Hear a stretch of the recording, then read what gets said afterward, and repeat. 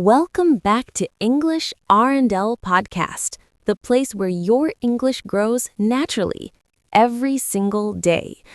If you've been learning English for a while and still feel stuck between understanding and truly expressing yourself, this series is made for you.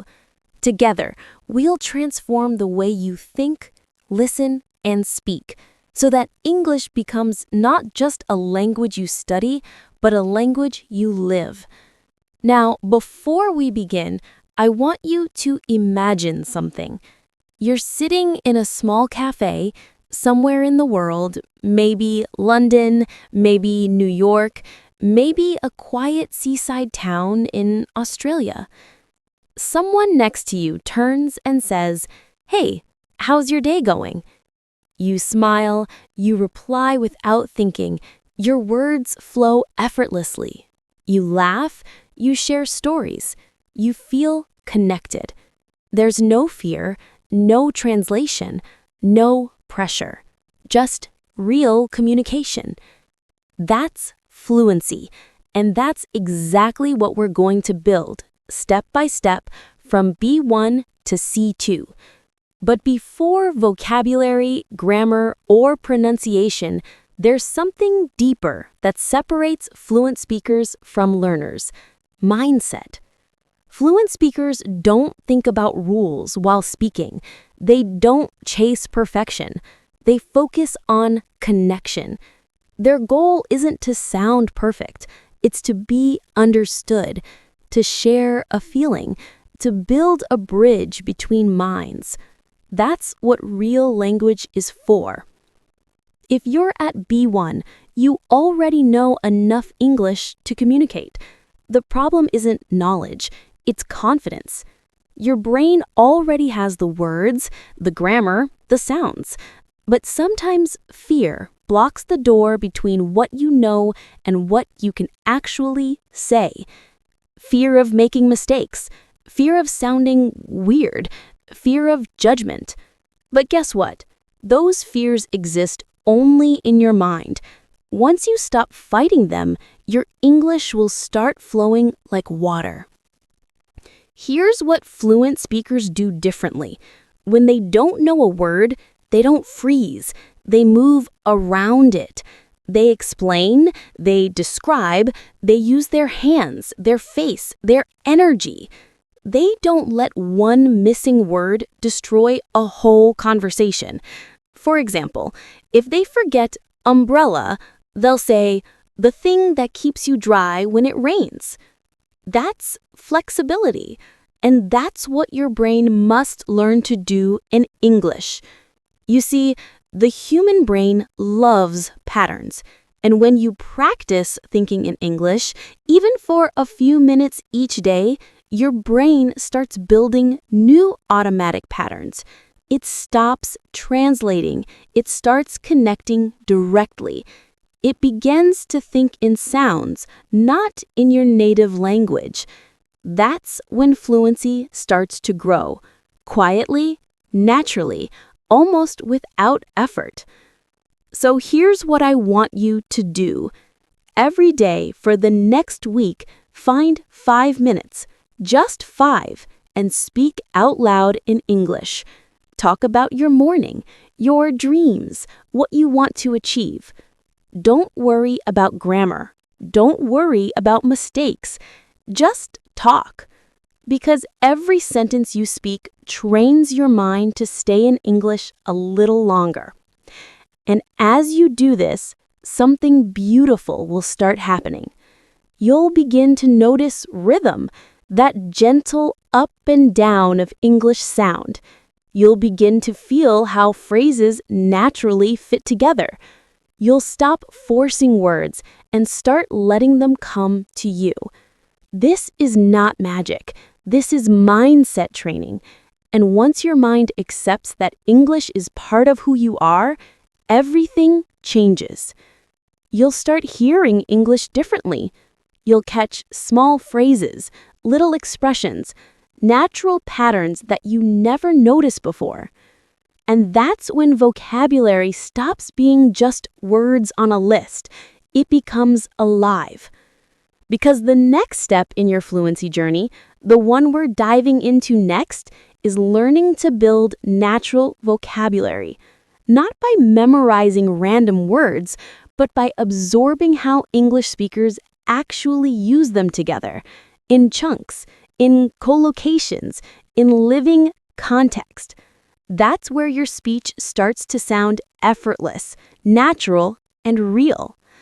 So as your mindset begins to shift, as your thoughts slowly start flowing in English, get ready, because in the next part, we'll explore how to turn the words you already know into powerful, natural English that sounds like it was born inside you.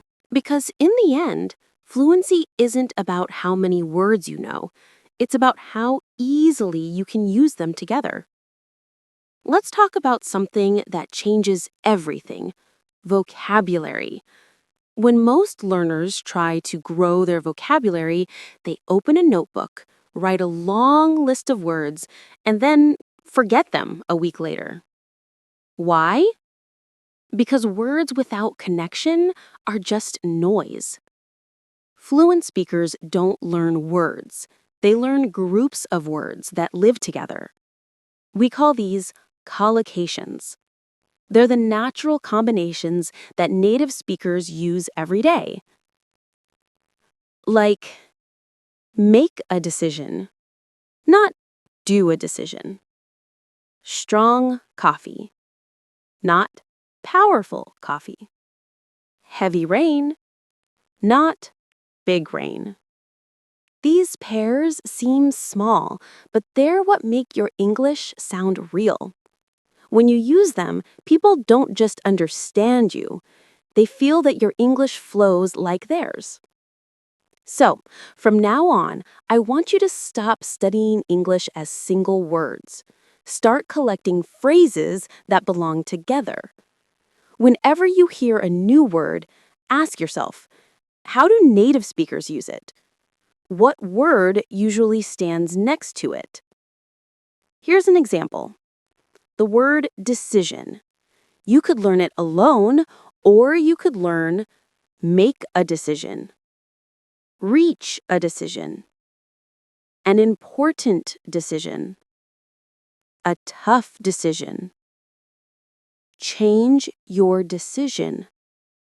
See how this one word suddenly becomes alive?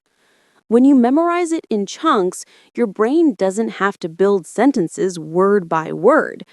It simply recalls ready-made patterns, like music phrases. That's how natives speak fast and naturally. Now let's make this real. Imagine you want to say something like, I started learning English seriously. Instead of translating word by word, you can use a natural chunk. I got serious about learning English. That sounds natural. It flows. And it's exactly what native speakers would say. Here's another secret. The more collocations you know, the less grammar you need to think about, because grammar becomes automatic inside the chunk. For example, when you learn take a shower, you automatically know that take is the right verb. You don't need to think about rules. That's why advanced learners focus on chunks, not grammar explanations. So how do you build this kind of natural vocabulary? Here's a simple, powerful method. 3 steps that will change the way you learn words forever. Step 1. Listen with focus. When you watch a movie, podcast, or song in English, don't just listen for meaning. Listen for patterns, phrases that repeat, combinations that sound natural. For example, if you hear a bit tired, a bit late, a bit nervous, your brain starts seeing the pattern a bit plus adjective. Write it down. That's your new building block. Step 2. Collect and reuse. Start at your own collocation notebook. Every time you hear or read a new phrase that sounds natural, write it as a whole. Then use it in your daily practice. You can say to yourself, I made a quick decision. I caught a cold last week. I had a great time today.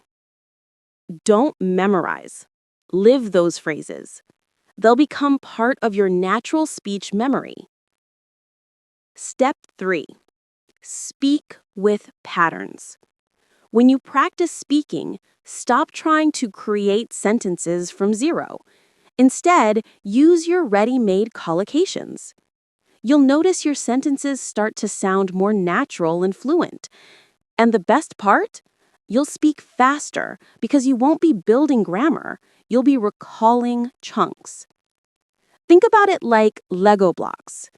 Each collocation is a small piece. When you have enough pieces, you can build anything.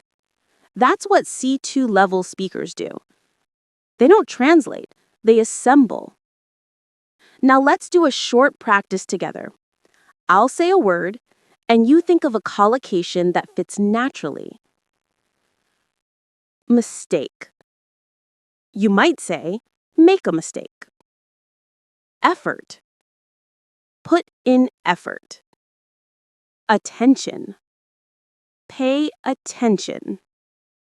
Progress. Make progress. Responsibility. Take responsibility. These combinations are the DNA of fluent English. And the next time you listen to a movie or a podcast, pay close attention to how words travel together. You'll notice that English moves in small musical phrases, not in single words. That's why fluent speakers sound smooth. They're not faster than you, they're more connected.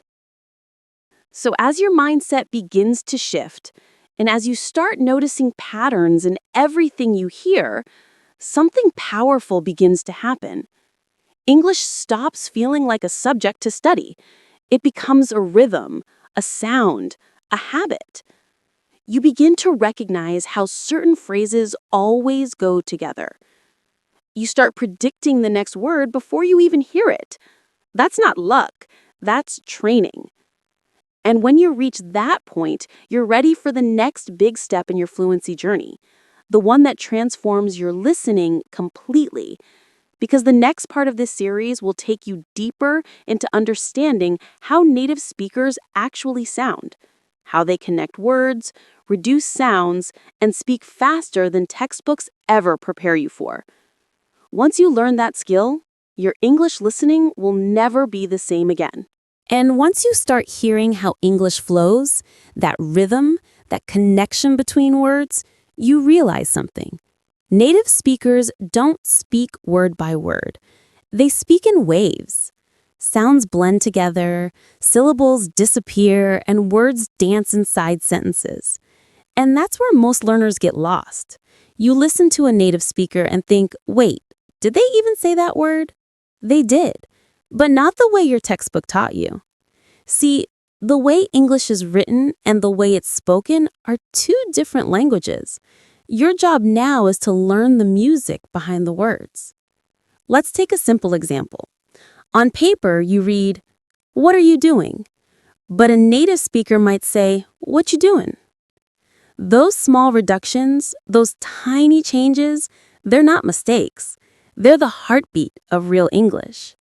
Fluent listening begins when you stop expecting to hear every word perfectly and start listening for meaning and melody. Because fluent speakers don't hear every sound either. They hear patterns. Their brain fills in the gaps automatically. And that's exactly what you can train yourself to do. Start by listening for the rhythm.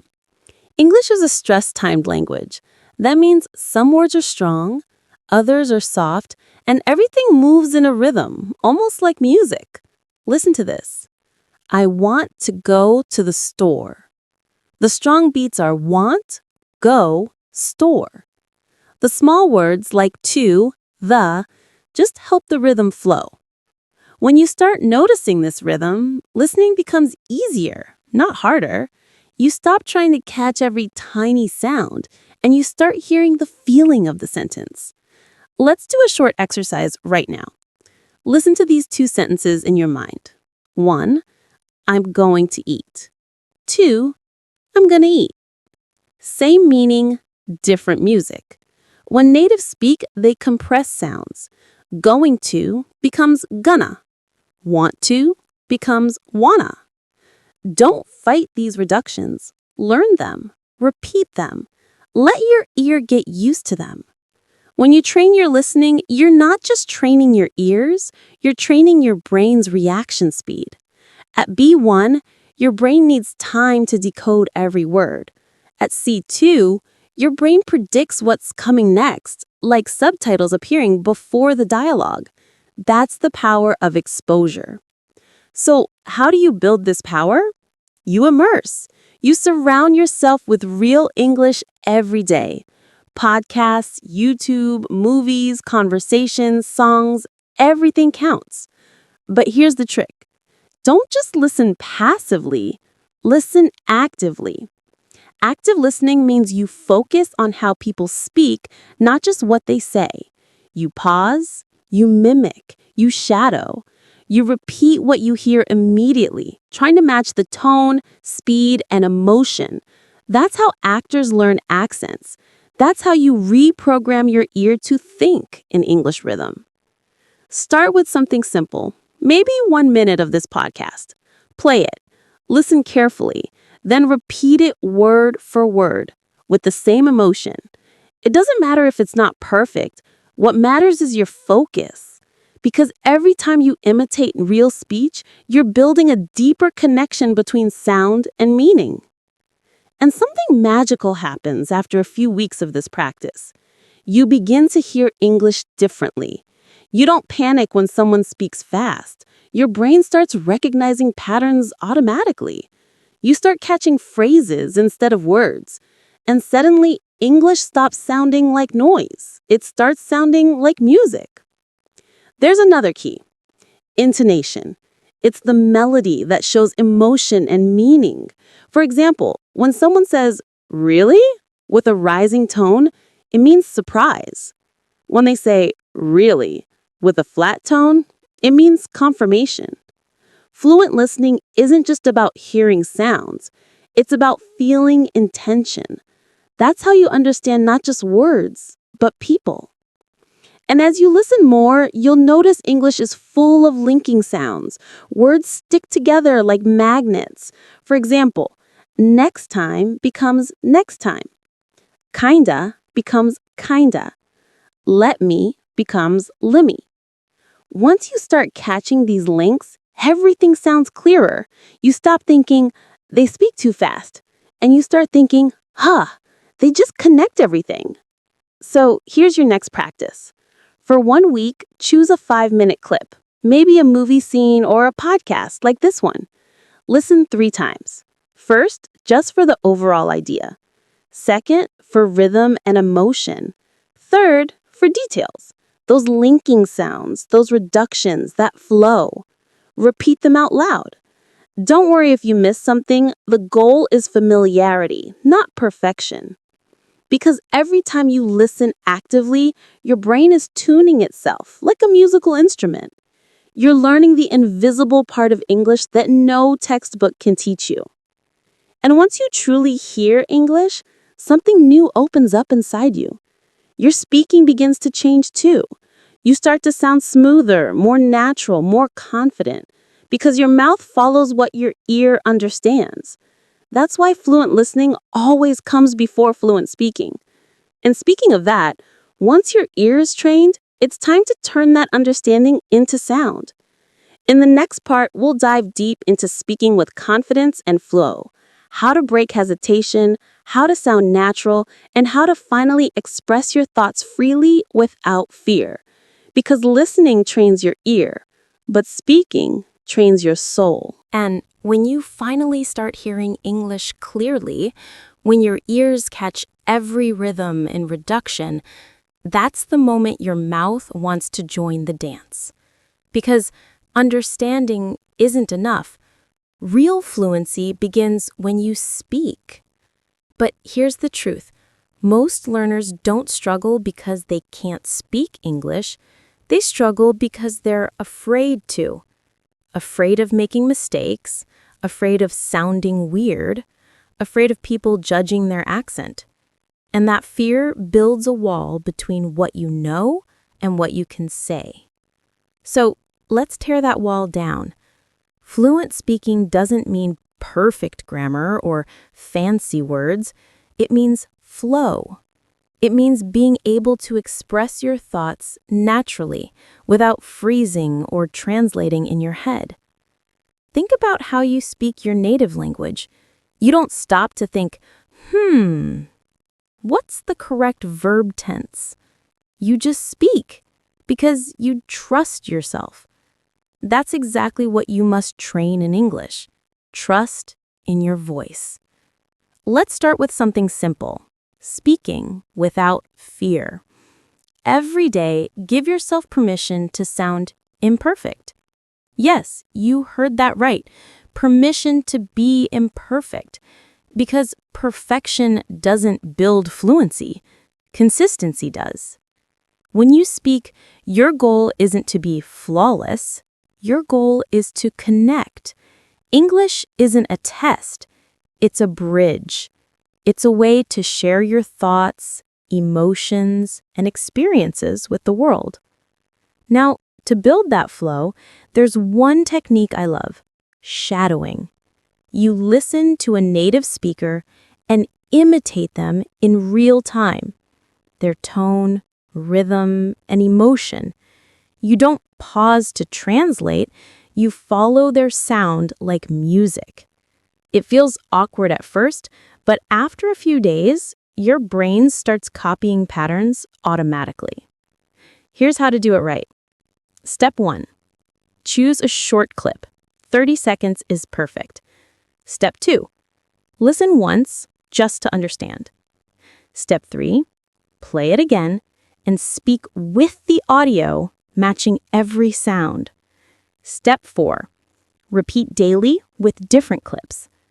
After 1 week, you'll notice your mouth moves differently. English starts to flow out instead of getting stuck. Because the rhythm you once struggled to hear now lives inside your speech. The next skill to develop is thinking in English. When you think in your native language first, your brain needs to translate, and that slows everything down. So, how do you train your brain to skip translation? Start small. Instead of saying in your mind, "tôi muốn uống nước," then translating to "I want to drink water," just picture it directly in English. I want to drink water. Then go smaller. Water. Drink. I'm thirsty. You're building direct connections between thoughts and English words. No middleman, no delay. Try this simple exercise every morning. Describe what you're doing, but only in English. I'm brushing my teeth. I'm making coffee. I'm opening the window. These small sentences might sound simple, but they train your fluency muscle. And as you grow more comfortable, challenge yourself. Talk about your plans. I'm going to meet my friend later. Or reflect. Yesterday was a good day. I felt motivated. Every time you think or speak in English, you're training your mind to live in it. But speaking fluently isn't just about words, it's about energy. Have you ever noticed how confident speakers seem powerful, even when they say simple things? That's because confidence isn't what you say, it's how you say it. When you speak English, stand tall. Open your chest. Smile. Yes, seriously, because your body shapes your sound. When you're tense, your voice gets smaller. When you relax and breathe deeply, your voice flows naturally. Confidence begins in your posture, not your vocabulary. Now, let's talk about intonation and emotion. English isn't a flat language. It's full of ups and downs. We raise our tone for excitement, drop it for seriousness, and stretch sounds for emotion. Try saying, "That's amazing." Now say it again, flat and robotic. Feel the difference? Your listeners do too. So when you speak, imagine your words are colors. Paint them with emotion. Don't just say, I'm happy. Say it with a smile in your voice. I'm really happy. That's how you make your English alive. Here's another secret. Pause power. Native speakers don't rush. They breathe. When you pause, you give your listener time to connect, and you give yourself time to think. A pause isn't a mistake. It's confidence in silence. Let's try a short practice now. Imagine you're introducing yourself in English. Hi, my name is Anna. I'm from Vietnam. I love learning languages because they connect people. Now, speak it again, but slower. Add emotion. Make every line sound like you mean it. That's the voice people remember. And remember, fluency isn't about speaking fast.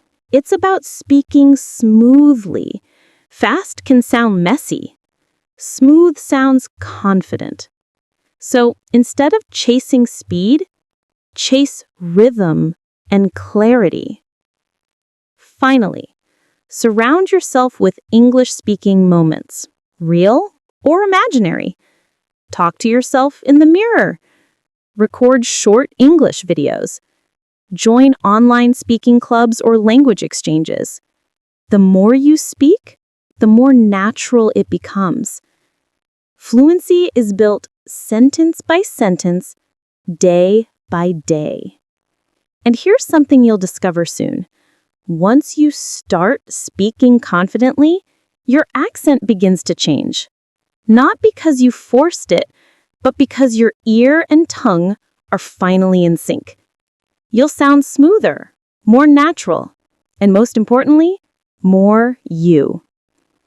Speaking is the bridge between understanding and mastery. But to keep improving, you need one more secret ingredient: vocabulary power. Not just learning new words, but using them in real life so they stay in your active memory. So in the next part, we'll go deep into building a strong, natural vocabulary system, how to remember words easily, use them like a native, and never forget them again. Because words are your tools, and it's time to make them sharp. And once your speaking starts to flow, the next big challenge appears: vocabulary. Because no matter how confident your voice is, if your words are limited, your ideas feel trapped. You know what you want to say, but you don't have the right words to say it. That's where the real upgrade begins. Expanding your vocabulary isn't about memorizing endless word lists. It's about living with words until they become part of who you are. So let's start with the first truth. You don't need thousands of rare words to sound fluent. You need the right ones used naturally. Think of English like music again. Fluency isn't about playing every note. It's about playing the right notes beautifully.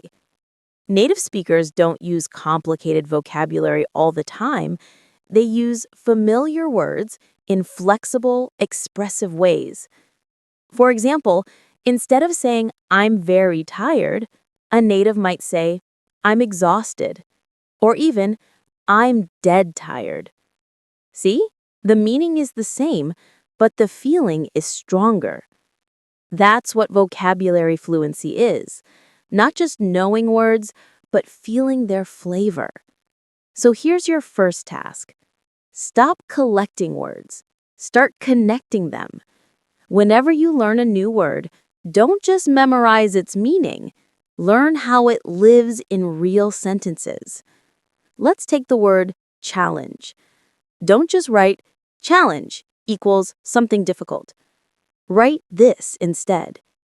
Learning English is a challenge. I love a good challenge. She challenged me to improve. 3 different uses. Same word, new power. The human brain remembers stories, not definitions. So if you turn words into small, personal stories, they'll stick forever. Try this technique, the 3D word method. When you learn a new word, imagine it in 3D. 1. What does it look like? 2. How does it feel? 3. Where can you use it? Daily life, work, emotions, hobbies. For example, grateful. You imagine smiling after receiving help. You feel warm and thankful. You can use it when saying thanks. I'm grateful for your support. Now, it's not just a word, it's an experience. And when words become experiences, they never fade. Here's another secret. Don't learn words alone. Learn them in chunks. Because native speakers think in phrases, not individual words. For example, instead of memorizing take, break, look, learn collocations. Take a break. Break the ice. Look forward to. Each phrase carries natural rhythm and meaning. It's how real English flows. Every time you learn a new word, ask, what words usually go with this one? That's how you build vocabulary that feels alive, not robotic. Now, let's talk about active versus passive vocabulary. You might know thousands of words, passive vocabulary, but only use a few hundred, active vocabulary. To move from B1 to C2, you must make those words active. How? By using them daily, in writing, in speaking, even in your thoughts. Let's make it practical. Take 10 new words today. Write one short paragraph using all 10 of them in context. Then speak it aloud. Record yourself. Listen. Correct. Repeat. This process, reading, writing, speaking, listening, activates every word inside your brain. And when you use a word 3 or more times in real situations, it becomes yours. Here's a powerful trick used by polyglots, people who speak many languages. They create word maps. Start with a core word like travel, then build around it. Travel, to trip, journey, adventure, exploration, escape. Now connect verbs. Go on a trip. Plan a journey. Take a flight. Explore a city. Then add feelings. Exciting, relaxing, exhausting, unforgettable. You've just created a universe of vocabulary around one idea. That's how your English grows naturally, from the inside out. Another beautiful method is word immersion. If you want to master vocabulary about health, for example, watch a few videos about healthy habits, read articles, listen to short podcasts, repeat the key phrases. When you learn in themes, words start to support each other like friends in a story. And don't forget, vocabulary isn't just nouns and verbs. It's also the small phrases that natives love to use. Things like, you know what I mean? To be honest? At the end of the day, these are the glue that hold real English together. If you use them, your speech sounds natural instantly. Now, let's talk about one of the biggest secrets, emotional connection. When you care about what you're learning, your memory skyrockets. So don't study boring word lists. Study topics you love. If you love music, learn words like rhythm, harmony, melody, beat, chorus. If you love cooking, learn ingredients, flavors, and verbs like stir, bake, taste. Because passion fuels memory.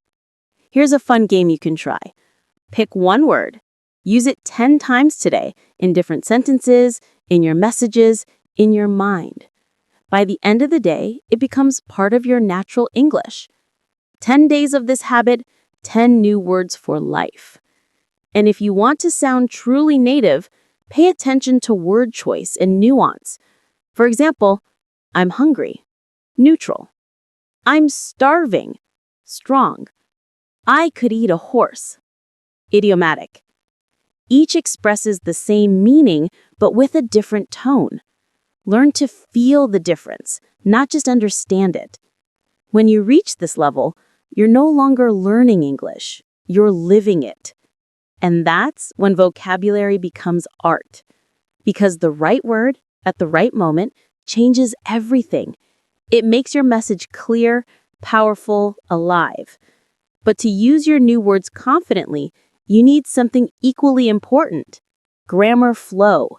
Not grammar rules from textbooks, but natural patterns that make your speech sound smooth and correct without thinking.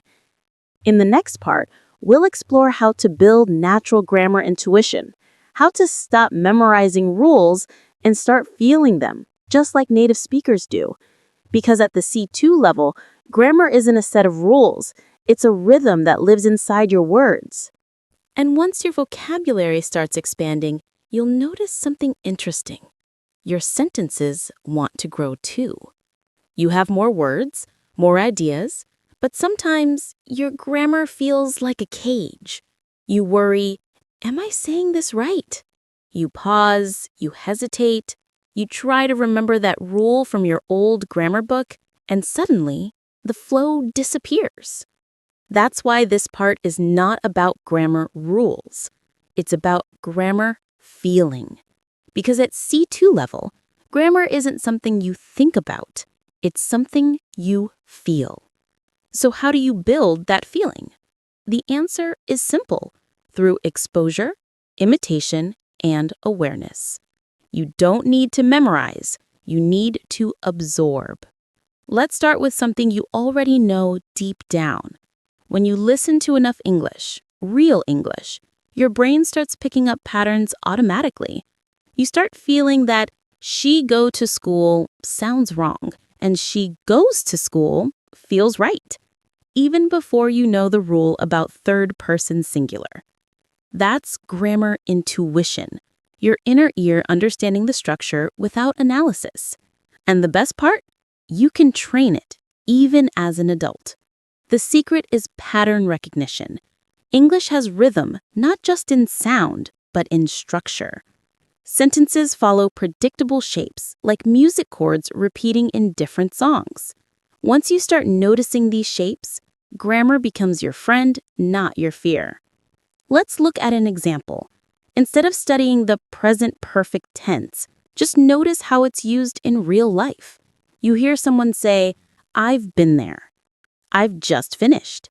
"I've never tried that before." After hearing it enough times, your brain connects the pattern with experience. You realize, it's used when something connects past and present. No rule memorized, just pattern understood. So here's your daily training plan. Every time you listen to English, podcast, movie, YouTube, choose one short sentence that feels natural. Repeat it out loud 5 times. Then try to build 3 new sentences with the same pattern. For example, you hear, "I've just eaten." Now build your own. "I've just arrived." "I've just finished work." "I've just realized something." Boom! Grammar learned by usage, not by memorization. This method turns grammar from theory into instinct. Now let's talk about common mistakes learners make. One big mistake is trying to translate grammar from your native language into English. Every language has its own logic, and when you force your language's grammar onto English, it breaks the flow. Instead, listen and copy how natives actually say things. For example, you might think, "I very like music." That's direct translation. But in English, it's "I really like music." Tiny difference, huge impact. The secret is to notice, not to analyze. That's why I always say, don't learn rules, learn rhythm. Because grammar isn't math, it's music. Native speakers don't think, should I use the present perfect here? They just feel it. And you can too, by repeating what sounds natural until it becomes automatic. Let's go deeper into sentence patterns, the foundation of fluent grammar. There are 5 core English sentence types you can master. 1. Subject plus verb, I run. 2. subject plus verb plus object, I like coffee. 3. Subject plus verb plus adjective, it feels good. 4. Subject plus verb plus adverb, she speaks slowly. 5. Subject plus verb plus object plus complement, they made me happy. Almost every English sentence fits one of these 5 shapes. If you train your ear to recognize them, building sentences becomes effortless. Now try this exercise. Pick any verb and create one sentence for each pattern. Verb, make. I make. I make coffee. It makes me tired. She makes things beautifully. They make me proud. Just like that, grammar becomes movement, not memory. And don't forget the power of small words. Prepositions, articles, connectors, they're the glue that makes your English sound real. Instead of worrying about why we use in, not on, just notice what combinations appear most often. You hear in the morning, at night, on Monday. That's not random. It's a rhythm your brain can memorize naturally. Repetition creates intuition. Here's a fun challenge. Every time you hear a short English phrase, repeat it immediately. Don't even think. After a few days, you'll notice your sentences becoming smoother, more correct, and more automatic. That's your subconscious grammar working for you. And one more key to mastering grammar intuition is context learning. Never study grammar alone. Always learn it inside real conversations. If you're learning the past tense, listen to people telling stories. If you're learning conditionals, listen to advice, interviews, or motivational talks. Your brain remembers meaning much better than rules. Let's try this together. Imagine you're telling a story. I was walking home when it started to rain. Feel how was walking connects to started? That's not a rule, it's a story rhythm. English grammar follows feeling. And once you trust that feeling, you stop second-guessing yourself. You speak more freely, you self-correct naturally, and your confidence grows. So don't chase grammar perfection, chase grammar intuition. Listen more, repeat more, and notice patterns. Every sentence you understand and reproduce correctly is another thread in your fluency fabric. And when your grammar starts to flow naturally, something magical happens. You begin to express complex ideas easily, clearly, and beautifully. You can explain opinions, tell stories, persuade, inspire, all without worrying about rules. That's when English becomes your second skin. But there's another skill you'll need to master next, one that takes your fluency from confident to powerful. It's the art of pronunciation and accent flow, how to make your English sound clear, natural, and pleasant to listen to without losing your identity. Because grammar builds structure, but pronunciation brings life. And that's exactly what we'll explore next.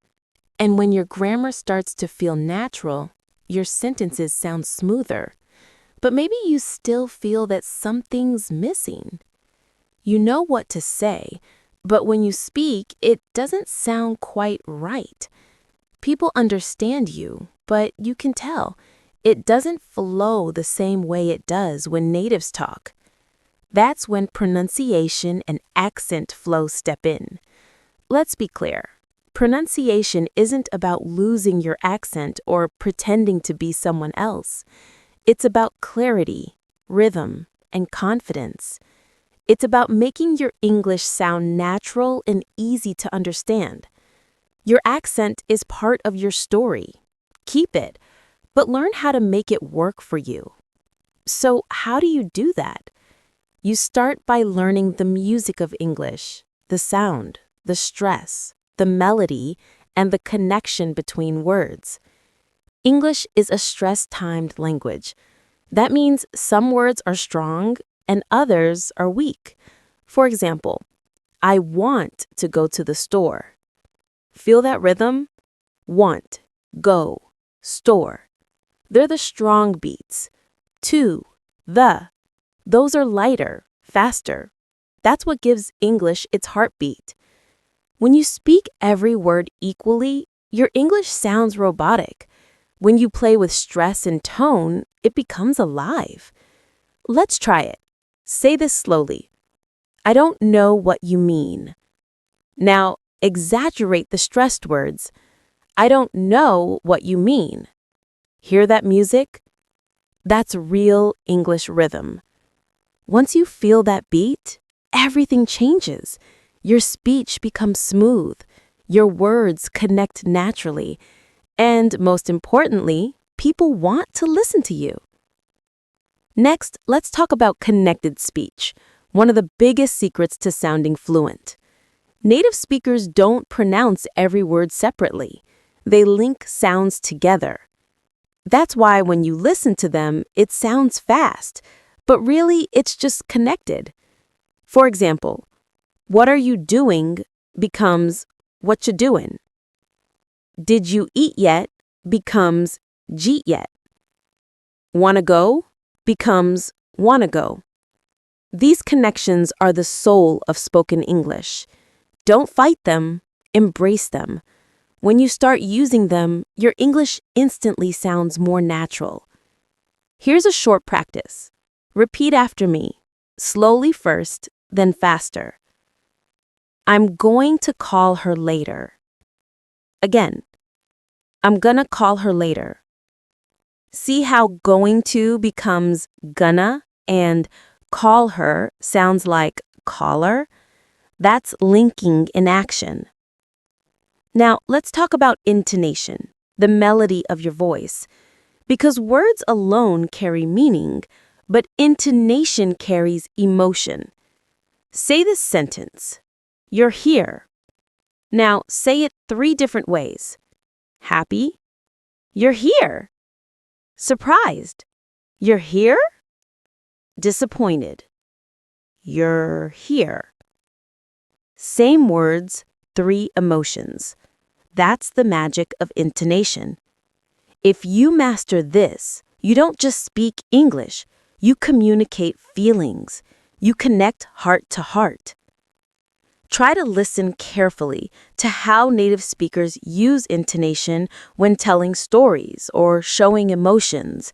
Notice how their pitch rises, falls, and flows like waves. That's what makes their speech sound alive. You can train this by imitating, not just words, but the feeling behind them. Here's a powerful method, shadowing with emotion. Find a short clip, maybe a line from a movie or a podcast, like this. Play it. Feel the emotion behind the words. Then repeat it exactly, matching the tone, rhythm, and energy. If it feels dramatic, good. That's how your mouth and voice learn the shape of fluent English. Now let's fix a common issue, pronunciation tension. Many learners tighten their face, lips, or throat when speaking English. But English sounds best when your mouth is relaxed. Open your mouth more. Let the air flow freely. Smile slightly, it helps your vowels sound clearer. Practice saying these vowel pairs slowly. Ship, sheep, bit, beat, full, full. Small changes in vowel length make a big difference. Don't rush. Train your tongue to move smoothly. And here's the golden rule of pronunciation. Listen more than you speak, because before you can produce a sound, you must recognize it. That's why listening practice from earlier is so important. It tunes your ear for pronunciation. Pay special attention to linking, stress, and intonation patterns. Listen to songs, podcasts, movies, not just for words, but for how people sound. Then repeat. Every repetition brings you closer to that natural flow. Remember, pronunciation isn't imitation, it's transformation. You're not copying someone else's voice. You're training your own to express clearly in English. So every day, try this short routine. 1. Listen to a short native clip, 20 to 30 seconds. 2. Repeat it slowly, focusing on stress and rhythm. 3. Record your version and compare. 4. Do it again with emotion and energy. In 2 weeks, your speech will sound smoother. In 1 month, people will start saying, "Your English sounds really natural." And when that happens, don't stop, because pronunciation is a lifelong journey. Even native speakers work on their voice when they want to sound confident or expressive. The real goal isn't to sound like an American or a British person. It's to sound like you, speaking English beautifully, clearly, and powerfully. And once your pronunciation flows, your confidence skyrockets. You start to enjoy speaking. You stop thinking about mistakes and start focusing on connection. That's the moment English becomes part of your identity. But to reach true mastery, to move from C1 to C2, you need one more layer: thinking and reacting in English instantly. That's when fluency becomes instinct. It's not about what you've learned, it's about how fast your brain can use it. So in the next part, we'll explore English thinking and instant fluency. How to stop translating, start reacting, and speak naturally in real time, just like a native. Because pronunciation gives you a voice, but thinking in English gives you freedom. And once your pronunciation begins to flow effortlessly, there's another invisible wall you'll start to notice. You can pronounce beautifully, your grammar feels smooth, your confidence grows. But sometimes, when you need to speak quickly, your mind freezes. You know the words, you've studied them, but in the moment, they just disappear. You pause, you hesitate, and suddenly, the conversation moves on without you. That's the sign your brain is still translating. It's still trying to move from your native language into English, word by word, thought by thought. And that's completely normal at the B1, B2 stage. But if you want to reach C1 and eventually C2, you need to shift from translation mode to reaction mode. You need to train your mind to think directly in English, not as a foreign language, but as your second inner voice. Let's be clear. Thinking in English isn't about memorizing faster. It's about changing the way your brain stores and retrieves language. You don't want to remember words. You want to use them instantly, like reflexes. So, how do you do that? Here's where the real transformation begins. First, immerse your thoughts. Start small. When you wake up, don't say to yourself, "Ming fai zai di lam." Say, "I need to get up. I'm running late." When you eat breakfast, "I love this coffee. It smells so good." When you walk outside, "It's a bit chilly today." Talk to yourself out loud or silently in English. Your goal is to replace your daily thoughts with English thoughts. At first, it feels awkward, but over time, your brain adapts. It starts to prefer English for certain ideas. That's when fluency starts to take root. Now, second, use reaction drills. This is one of the most powerful ways to speed up thinking. Take simple questions and train your brain to answer instantly. No translation, no delay. Example, "How are you?" to, "I'm great, just a bit tired today." "What did you do yesterday?" to, "I went out with my friends. It was fun."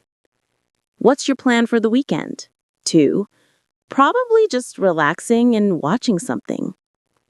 The point isn't perfection, it's speed. Because fluency is not about speaking without mistakes. It's about speaking without fear. So here's a challenge. Open a timer and give yourself 5 seconds per question. Answer as naturally as you can before the time runs out. This forces your brain to connect English ideas directly, skipping translation completely. You can make it more advanced by using random prompt generators or story games. For example, describe your dream home, or what would you do if you could time travel? It doesn't matter if your answer is simple. What matters is that you're thinking in English instantly. Now, the third step, immerse your environment. If your phone, apps, playlists, and entertainment are still in your native language, your brain will always default there first. So change it. Set your phone to English. Watch YouTube in English. Follow creators who inspire you, who make English feel alive. Surround yourself with the sound of English every day, because your environment shapes your mind, and your mind shapes your fluency. Next, let's talk about automatic phrases, your secret weapon for natural reaction. Native speakers rely on ready-made patterns all the time. They don't invent sentences from zero. They reuse expressions that are already in their muscle memory. Here are a few to start with. That's a good point. I totally get what you mean. You know what I think? Actually, that reminds me of something. It's kind of like when these phrases become mental shortcuts. They give your brain time to breathe while you think of what to say next. And over time, you'll notice they start coming out naturally. That's when you stop studying English and start living it. Now, let's deal with something deeper: mental translation traps. When you translate, your brain slows down. It tries to match grammar, meaning, and tone, and that kills spontaneity. So, to break this habit, use image-based thinking. For example, when you think of apple, don't think of the word in your native language. Visualize the fruit, taste it, feel it. When you think of run, imagine the movement, the energy. This builds direct connections between English words and real experiences, not your native vocabulary. It rewires your brain for speed.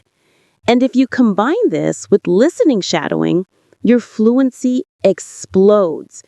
Because when you shadow, your brain processes sound and meaning together, instantly. Try this. Listen to a short clip, maybe a podcast or a movie line. Repeat it at the same time, not after. Focus on feeling what the speaker feels. That's not just imitation. That's training your reaction system. It's how actors, interpreters, and fluent speakers think in English, not about English. Now, a quick mindset reminder, because thinking in English isn't just skill, it's psychology. You need to trust yourself. Most learners pause because they're scared of mistakes, but hesitation kills fluency faster than grammar errors ever will. So, stop correcting yourself mid-sentence. Keep speaking. Flow forward. Fluent speakers don't speak perfectly. They speak confidently. Even natives say, those aren't mistakes. They're rhythm markers. Use them naturally to keep the flow going. Here's a practice challenge for this week. 1. Spend 10 minutes daily thinking only in English. 2. Narrate your actions out loud, like, I'm brushing my teeth, I'm checking my messages. 3. Do a 5-second reaction drill with random prompts. And 4. Shadow one 30-second native clip. Match emotion and rhythm. Do this consistently, and your brain will start skipping translation automatically. You'll hear English, feel English, and respond in English instantly. That's the C1, C2 mindset. Your thoughts and words move at the same speed. There's no gap, just flow. And once you reach that stage, when English becomes your second voice, the next step is mastering emotional expression and storytelling in English. Because fluency isn't only about speed, it's about connection, storytelling, and influence. So, in the next part, we'll dive deep into that.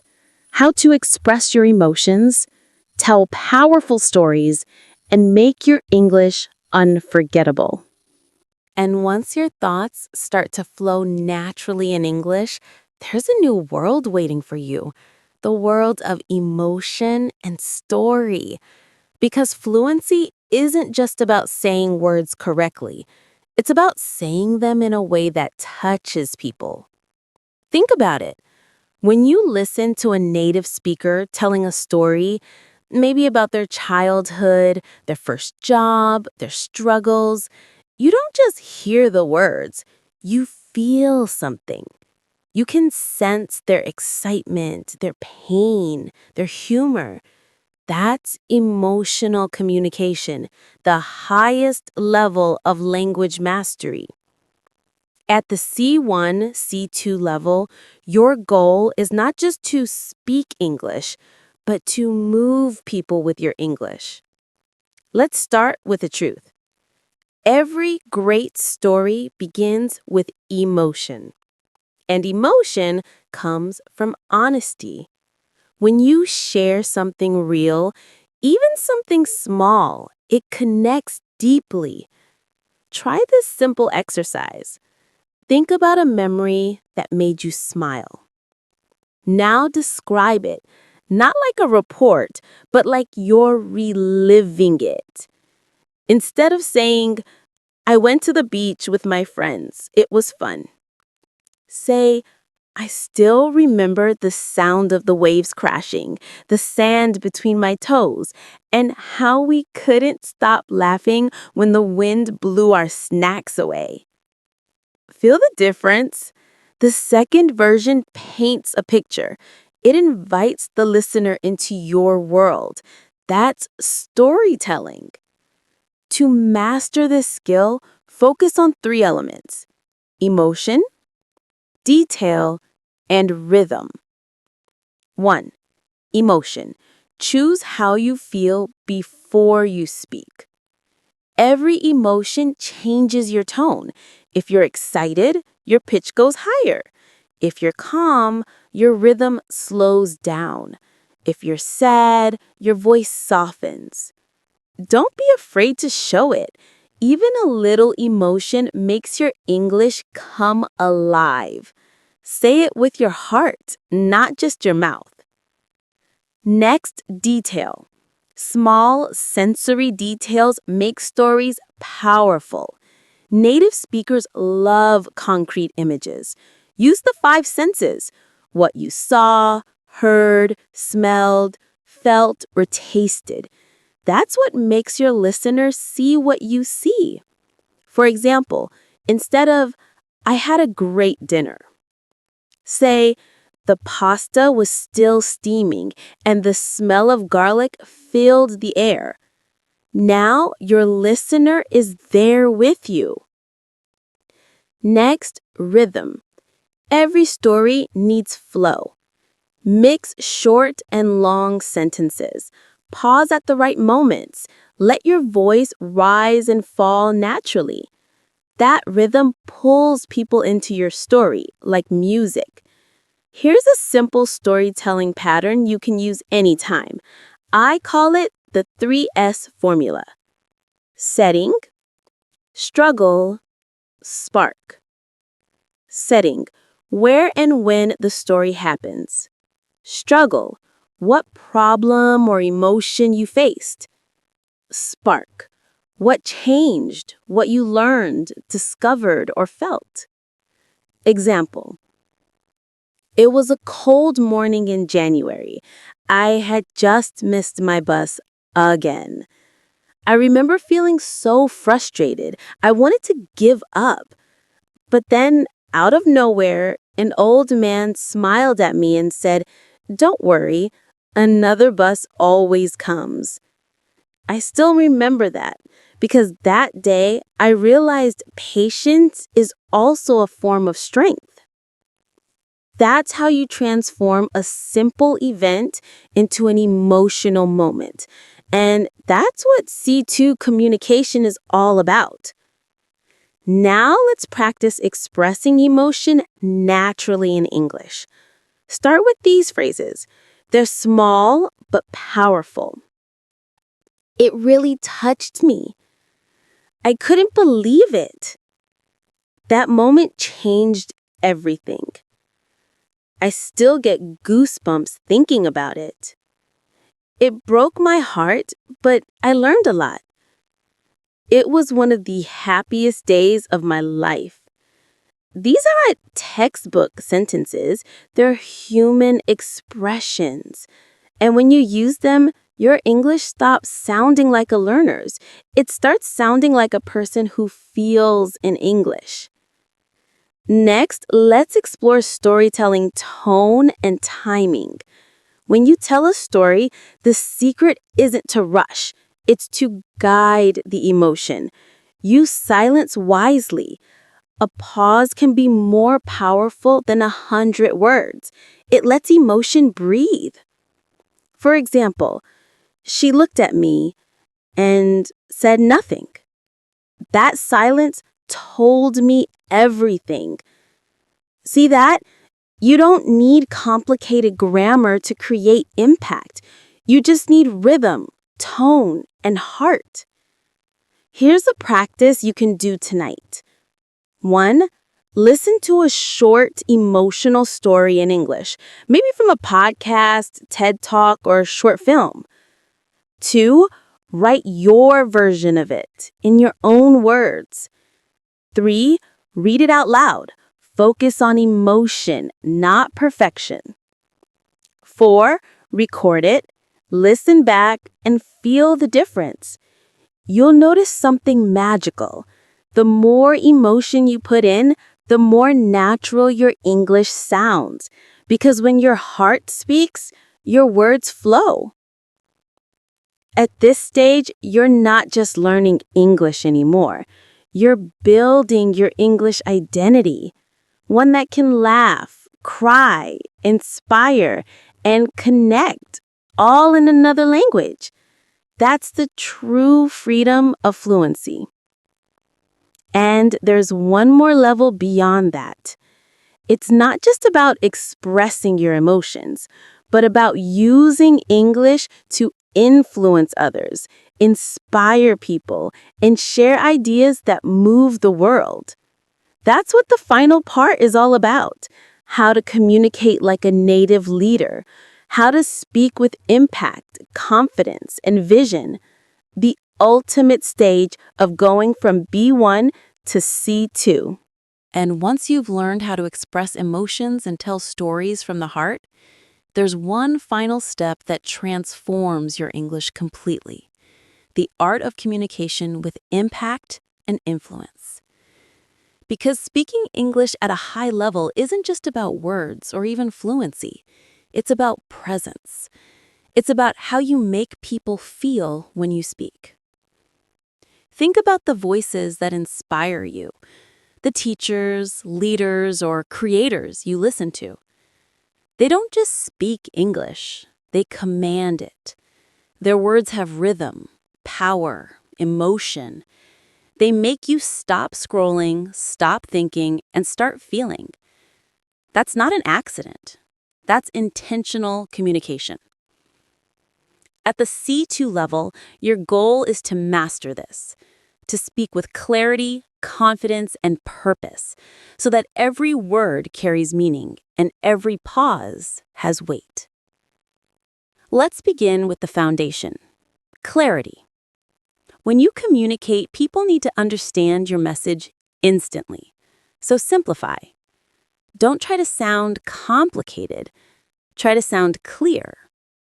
For example, instead of saying, "The primary objective I'm attempting to accomplish," say, My main goal is powerful speakers don't hide behind long words. They use short ones, but with confidence and precision. Next, focus on energy. Every conversation carries energy, positive or negative, strong or weak. Your tone, your body language, your breathing, they all transmit emotion. When you speak English, let your voice carry your purpose. If you're passionate, show it. If you're calm, own it. Energy isn't about volume, it's about intention. Then comes connection. The most influential speakers don't dominate conversations, they create moments. They listen deeply. They ask questions that make people think. They make others feel seen and understood. That's real influence. Because communication is not about impressing, it's about impacting. Try this practice. Whenever you speak English, whether it's in a meeting, a class, or a casual chat, focus on 3 simple goals. Be clear, be present, be real. These 3 unlock your power to influence. Now, let's talk about story-driven communication. If you want to inspire people in English, learn to anchor your ideas in stories. Because facts make people think, but stories make people believe. For example, if you're giving a presentation, don't just say, "We improved our product by 20%. Say, 3 months ago, a customer told us our product saved them hours every day. That's why we worked harder. And now it's 20% faster." See the difference? The second version feels human. It connects. That's impact. And here's something most learners never realize. Influence begins with emotion, but ends with clarity. You touch the heart first, then guide the mind. That's how leaders communicate in any language, especially English. At this level, start training your voice of leadership. This doesn't mean sounding strict or serious. It means sounding sure, grounded, certain about what you say. Here's a simple exercise. Choose a short message, maybe a motivational line like, "You can do this." Now say it 3 ways. 1. Soft and warm, to encourage. 2. Firm and strong, to motivate. 3. Calm and wise, to inspire. Each tone carries a different influence, and all 3 are powerful. Now imagine being able to control that in every conversation, every situation. That's the voice of C2 mastery. And finally, authenticity. Because no matter how advanced your English becomes, nothing is more powerful than being yourself. You don't need to sound like anyone else. You don't need a perfect accent or complex grammar. You just need your own voice, expressed clearly and confidently in English. When you reach that level, when you can share your ideas, feelings, and stories in your second language without hesitation, you've already gone beyond C2. You've crossed into something deeper. Freedom. Freedom to connect. Freedom to create. Freedom to belong anywhere in the world. That's the true reward of this journey. Not just the certificates or levels, but the moment you realize you can think, speak, and feel in another language and still sound completely like you. So as you finish this series, remember, you didn't just learn English. You became English in rhythm, in thought, in heart. From the first word you spoke to the stories you now tell, every step brought you closer to your true voice. A voice that can inspire, motivate, and connect across cultures and continents. And that's what it really means to go from B1 to C2. Because in the end, C2 isn't a level. It's a state of mind. It's when English stops being a subject and becomes a part of who you are. So keep listening. Keep speaking. Keep sharing your voice. And remember, every time you speak English with heart, someone out there is inspired to do the same. This is English R&L, helping you not just learn English, but live it.